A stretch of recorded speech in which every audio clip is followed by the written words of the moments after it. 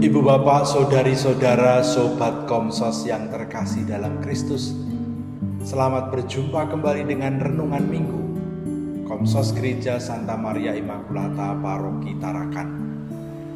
Kita hari ini memasuki Pekan Suci dengan merayakan Minggu Palma.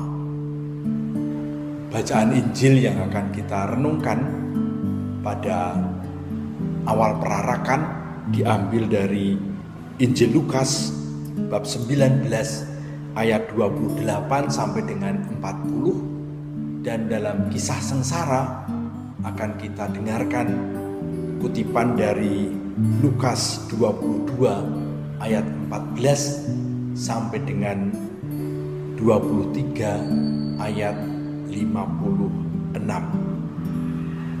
Kita hari ini diajak untuk mendengarkan kisah Yesus yang memasuki kota Yerusalem dengan menunggang keledai, dan perjalanan Yesus memanggul salib sampai wafat di puncak Kalvari. Mungkin masih banyak di antara kita yang bertanya-tanya, mengapa Yesus harus mengalami penderitaan dan kematian di salib? Perjalanan Yesus ke Yerusalem merupakan perjalanan eksodus. Kalau kita mendengar kata eksodus, kita lalu ingat dengan Musa. Musa yang membawa bangsa Israel dari perbudakan bangsa Mesir, dibebaskan dan dituntun menuju ke tanah terjanji, tanah yang memberikan kehidupan lebih baik. Namun yang lebih utama di situ adalah peristiwa eksodus dari Mesir merupakan pembebasan untuk menjadikan manusia Israel, bangsa Israel, sebagai bangsa pilihan, menjadi bangsa yang merdeka. Bukan lagi bangsa yang diperbudak atau dijajah.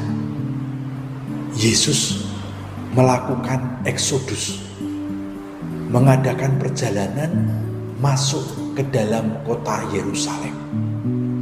Dalam Injil Lukas, kota Yerusalem ini seringkali ditampilkan dalam dua sifat. Yang pertama, Yerusalem, kota yang zalim, kota yang jahat, karena mereka menolak Sang Mesias, yaitu Yesus.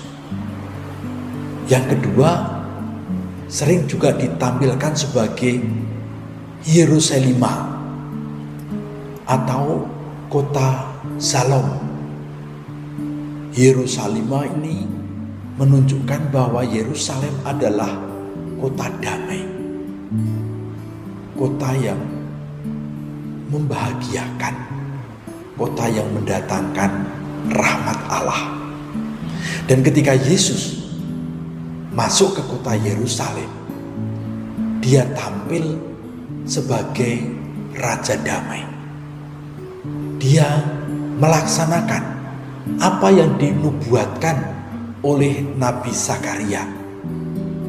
Dalam kitab Nabi Zakaria bab 9 ayat 9, di sana dikatakan, "Bersoraklah dengan nyaring, hai putri Yerusalem. Lihat, rajamu datang kepadamu. Ia adil dan jaya, ia lemah lembut dan mengendarai seekor keledai beban yang muda." Kedatangan Yesus yang tampil sangat simbolis sebagai Mesias yang dinubuatkan oleh Zakaria langsung dipahami oleh orang-orang Yerusalem pada waktu itu yang menunggu-nunggu kedatangan Mesias. Maka ketika Yesus naik keledai beban yang masih muda, yang belum pernah ditunggangi orang, tindakan ini langsung dimengerti oleh mereka sebagai tanda kehadiran Mesias yang dinubuatkan Zakaria. Oleh karena itu, mereka menyambutnya dengan penuh antusias. Hosana, putra Daud. Karena Mesias berasal dari keturunan Daud. Dan Yesus disambut dengan gegap gempita oleh orang-orang yang menangkap makna simbolis dan teologis yang disampaikan oleh Yesus dengan naik keledai masuk ke kota Yerusalem sebagai kota damai, kota yang menjanjikan keselamatan. Oleh karena itu, Sang Raja Damai ini juga tidak menginjak tanah. Bukan hanya karena dia naik keledai, tapi orang-orang menggelar pakaian mereka sehingga Yesus bersih dari debu tanah. Artinya apa? Mesias ini mempunyai kekuatan ilahi. Mesias ini tidak bersentuhan dengan tanah Adam yang rapuh, yang lemah, yang telah jatuh ke dalam dosa. Mereka menyambut Yesus sebagai Raja Damai yang lemah lembut, tidak mengancam. Dia tidak membawa pedang, tidak membawa tombak. Dia tidak naik kuda yang besar dan kuat, melainkan naik keledai yang lemah lembut. Yesus hadir sebagai yang memberi harapan kepada orang-orang yang menantikan kelegaan, yang menantikan perdamaian, yang menantikan kehidupan baru. Kisah masuknya Yesus ke Yerusalem dilanjutkan dengan peristiwa drama penyaliban, di mana Yesus kemudian memikul salibnya sampai ke puncak Kalvari. Ibu bapak, saudara-saudari yang terkasih dalam Kristus, perjalanan Yesus memanggul salib sebetulnya oleh Lukas ditampilkan sebagai penderitaan kemanusiaan. Dan penderitaan kemanusiaan ini bukan sebuah kabar sedih, melainkan kabar gembira.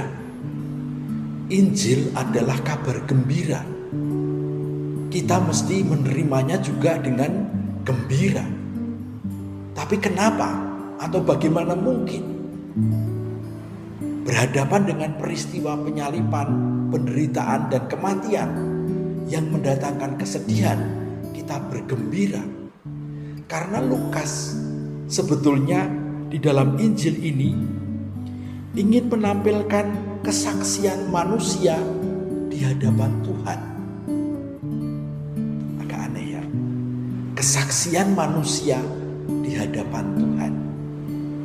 Melalui Yesus, seluruh umat manusia berteriak, "Tuhan, tidakkah Engkau peduli dengan keadaan kami manusia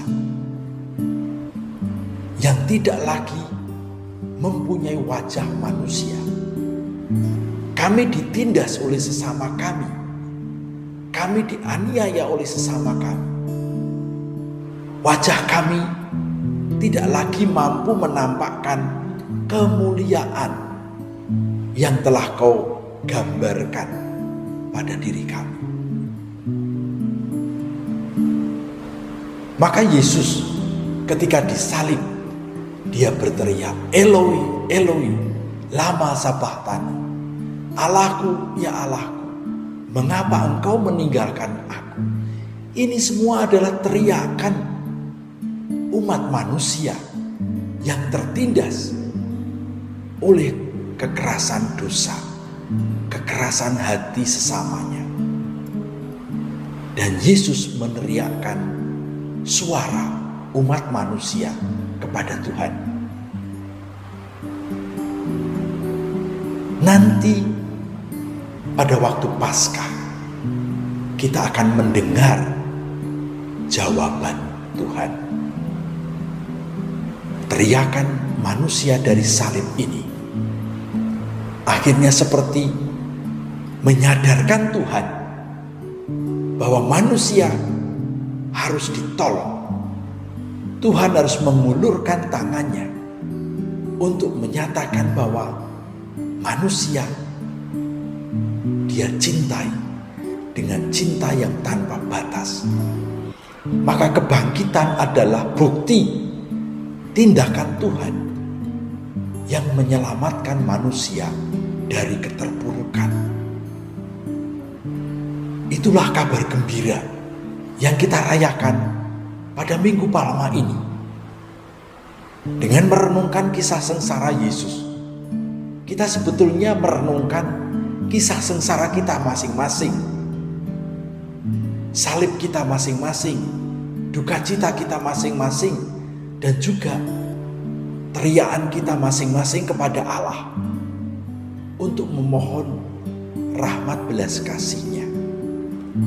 Dan pada hari Paskah nanti, Allah mengulurkan tangannya dengan membangkitkan Yesus. Kita pun akan dibangkitkan. Oleh karena itu, tanpa salib tidak ada kebangkitan. Inilah kabar gembira. Inilah kabar sukacita. Kita mempunyai pengharapan ke depan bahwa kita akan diselamatkan, dibangkitkan oleh Allah dari keterpurukan kita. Hosana, Putra Daud, terpujilah Dia yang datang dalam nama Tuhan. Amin.